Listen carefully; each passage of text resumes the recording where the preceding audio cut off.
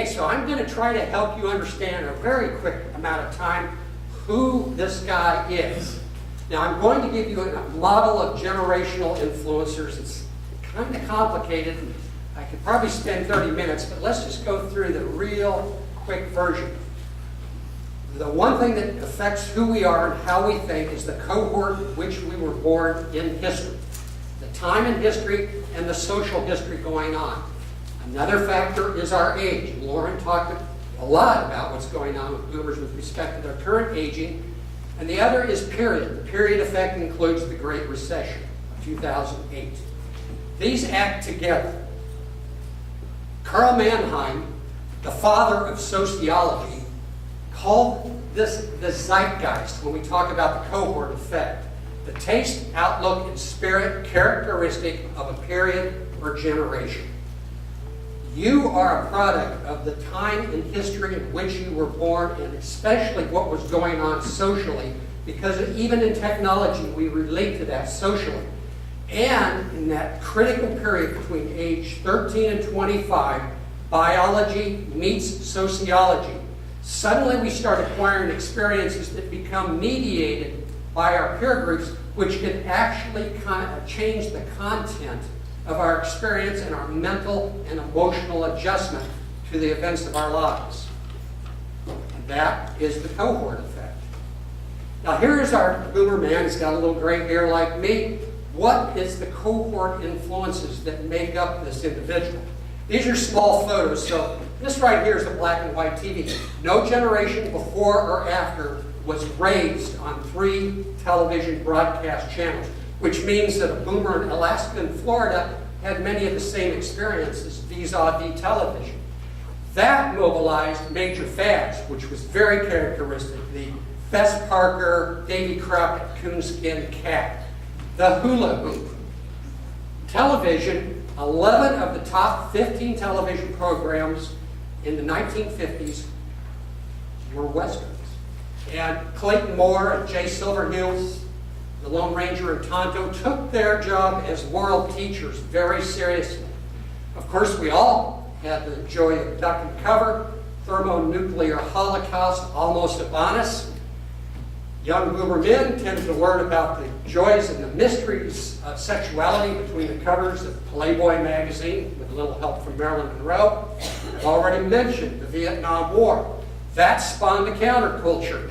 And that's where the whole idea of feminism started to rise, and boomer men were party to that event.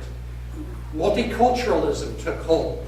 But with all this social turmoil in the 60s, we also had some major advancements in technology known as the space program. Now, I can't go into everything today right now, but over lunch, ask me what the generational sociology is behind Obama almost kissing goodbye the Constellation program, and I'll give you an interesting idea about that. Of course, there were fads in young adult years, the Beatles, and then the disillusionment of the failed Richard Nixon administration and his resignation as president, increasing that suspicion of authority. The modern environmental movement, next week we celebrate the 40th year. PCs, the boomers were the first to really start experiencing personal empowerment technology, the Apple, the PC. I've got a Mont Blanc pen. You might remember in the 80s, men often would wear their Mont Blanc right here in their shirt pocket. Kind of stands for yuppie materialism. And these are a few of the factors that compose this individual. So how do you put that all together into a marketing using what you know about the cohort effect? Let's take a look. This is Paul.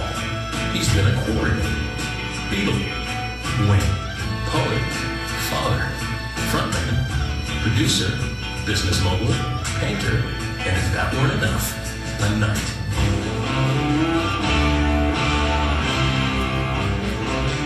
The key is never stop doing what you love. Call us today.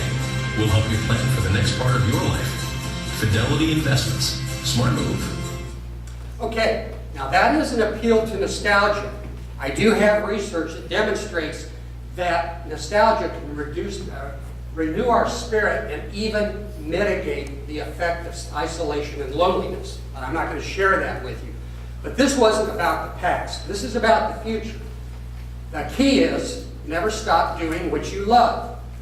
Let me take this campaign apart for you. This is the print version of the ad, but this is a very interesting campaign that every one of you in this room can apply. First of all, it's branding with icons. Can't afford Paul McCartney? Can you afford alfalfa sprouts? Peanut butter, stained glass artifacts. In my book, I talk a lot about the icons of a generation that go beyond human beings, but there are things that come from our past that are important to us, and that, of course, is nostalgic marketing. We do think about our past, and when we do think about our past, we usually move from triumph, from redemption and into triumph when we think about our own nostalgic memories. That's why they're important. This is an integrated marketing campaign. It begins with this mass media overlay, which we spent a few gazillion dollars on. And then they had a website landing page that included Paul McCartney's music, and it reflected the creative that you just saw in the TV spot. If you would provide them with some basic financial information, and that was the goal, they would reward you with a compilation of Paul McCartney's most recent songs that they would ship to you. Wow, that gave them a lead, didn't it?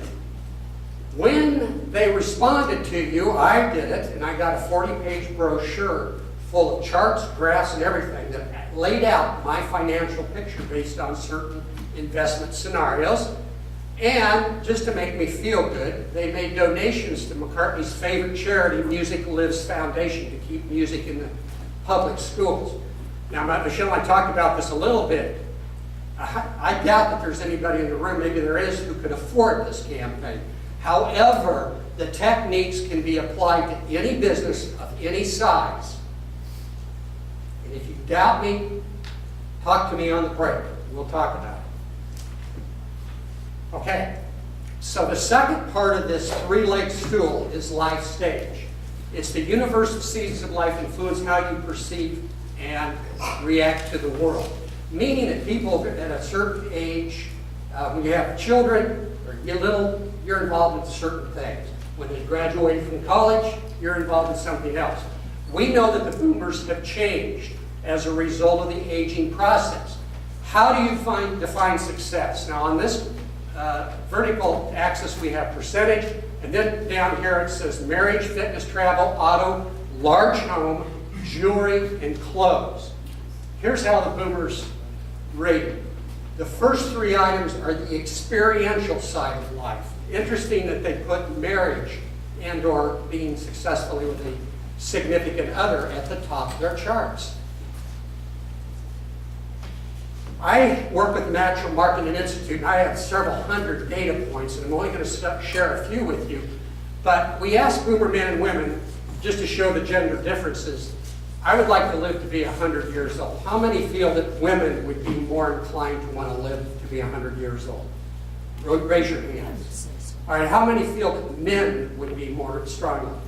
You're absolutely correct, those that said that. Now, isn't that probably wishful thinking?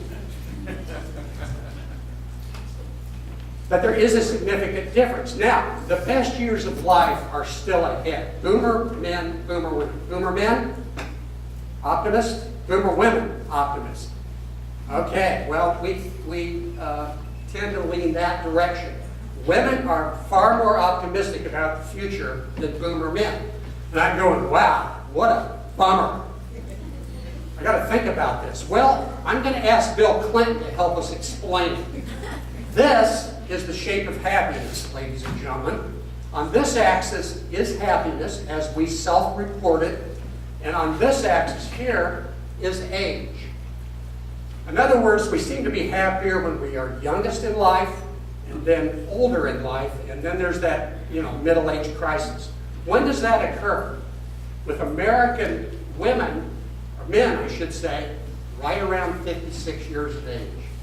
That's where a large concentration of baby boomer men are, around that year. Women, a full decade earlier. Now, maybe that can be explained by andropause versus menopause, possibly, but it is culturally driven. European men are younger than American women in terms of their feeling like it's the bottom, it's the pits, and the European women even younger yet. So we know that our life satisfaction is somewhat driven by culture and sociology. My friend at AARP, Dr. Rick Moody, has developed a model for how to understand marketing from an aging perspective. First of which is age denial. Lauren and I never even met before this morning, but I was pleased to see that we have a general agreement. Never trust anybody over 90. I have a chapter about this particular commercial in my new book because it has so many implications in terms of our understanding of boomer culture. Another age denial approach, which is obviously an opportunity, is the whole growth of cosmeceuticals. Look how in about 7 years, $9 billion growth in that market alone, okay? So age denial is not a bad thing, it's just simply how do you address it? One opportunity that is huge, that is coming on strong, is represented by Synergenics in Las Vegas, where they're developing technology to help men in particular. Now this guy's for real, Jeff Life. That is his real name. I looked at it and I thought, God, they took my grandfather's head and put it on Arnold Schwarzenegger's body. Well, actually, it could be my head on Arnold Schwarzenegger's body. But anyway, point is that's a real deal. There's an opportunity that technology can help us manage our age effectively.